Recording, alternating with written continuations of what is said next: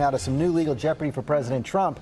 It's all tied to that 2016 hush money payment to a Playboy model just before the election. And prosecutors have now reached a plea deal with the publisher of the National Enquirer, who admitted they paid Karen McDougal $150,000 to bury her story and help elect Donald Trump. ABC's David Wright is here with the story. Good morning, David.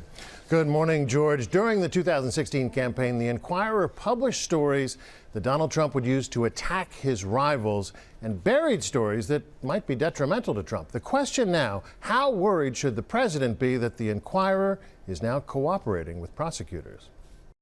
Inquiring minds want to know, what sensational scoops might the National Enquirer have that are of interest to federal prosecutors? They got O.J., they got Edwards, they got this. I mean, if that was the New York Times, they would have gotten Pulitzer Prizes for their reporting. The publisher of Trump's tabloid, as it's been called, is Trump's friend David Pecker. In that plea deal just made public, AMI, the Enquirer's parent company, admits to paying $150,000 to former Playboy playmate Karen McDougal just 3 months before the election to kill her story about an alleged affair. And according to new details just released in the agreement, this was done at the request of the campaign to suppress the model's story so as to prevent it from influencing the election. There were real feelings between the two of us. Prosecutors also say Pecker and AMI tipped off Trump's longtime lawyer Michael Cohen that porn star Stormy Daniels was about to go public about her alleged affair with Trump. Cohen pled guilty to paying her off. Prosecutors say all of this was part of a plan the Enquirer's publisher concocted with the candidate 2 months after Trump announced he was running for president.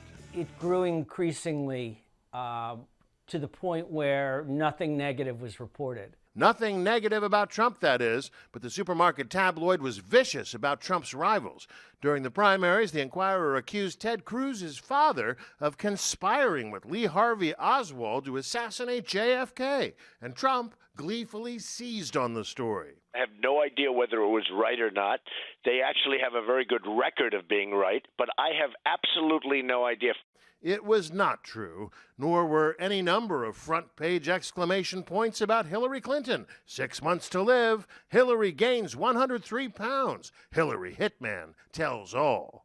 The Enquirer would be offered the most scandalous stories, and depending on the celebrity's friendship with David Pecker, those stories would either see the light of day or they'd be killed. Despite its questionable tactics, the tabloid has been right on the money on other stories. It was the first to publish that infamous monkey business photo that ultimately brought down one-time Democratic presidential hopeful Gary Hart.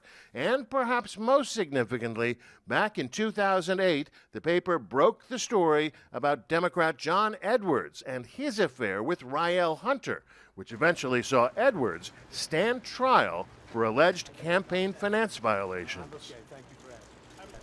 Well, in Trump's case, AMI tells prosecutors it knew that some of what it was doing was in violation of campaign finance laws, but they did it anyway. And this morning, the AP reports that the Enquirer actually kept a safe of damaging Trump stories. What became of that safe and what secrets might have been inside it? You got to wonder, George. Sure do. Okay, David, thanks very much. Let's bring in our chief legal analyst, Dan Abrams, for more on all this. This is kind of a classic roll-up of a conspiracy. Michael Cohen cooperates, and that puts the National Enquirer and AMI in the crosshairs. Well, that's right. And they also become, though, potentially the critical corroborating witness in this context. Remember, campaign finance laws are unique in the sense that they require you have to have known you were violating the law. It has to have been done on purpose. Typically, laws like manslaughter, for example, you don't have to have known the law to have broken it. But when it comes to campaign finance, you do. And so you've got Michael Cohen saying, look, I did this at the direction of and in the coordination with the President of the United States. That pretty much implicates the President. Now you've got AMI also saying it was done in coordination with the Trump campaign, which is now another piece of evidence that could be problematic for the President. There's a little bit of a mystery there. They talk about unnamed people in the campaign. We don't know if that's President Trump or President Trump and somebody else, but we do know that this does create potential serious liability for President Trump. No question. And the other question becomes, what else might AMI know? And here's the danger, is Robert Mueller's investigation is very narrow. There's a very specific mandate there with regard to Russia. The Southern District of New York, which is investigating This particular crime, which is the one that made the guilty plea with Michael Cohen, doesn't stop when Mueller stops. They're going to continue their work, and they may decide, you know what, there's more here that we found and other possible crimes. And it is interesting they chose to reveal this yesterday when Michael Cohen is sentenced. That suggests, at least, that they are not done. Well, there's no question that they're not done. But again, the Southern District doesn't finish. I mean, we talk about Mueller coming to an end at some point, right? And that's true. He's got a specific mandate. The Southern District of New York is an office in the Department of Justice that's going to keep going. And they have jurisdiction over the Trump organization. Absolutely, and in specifically this case. Dan Abrams, thank you.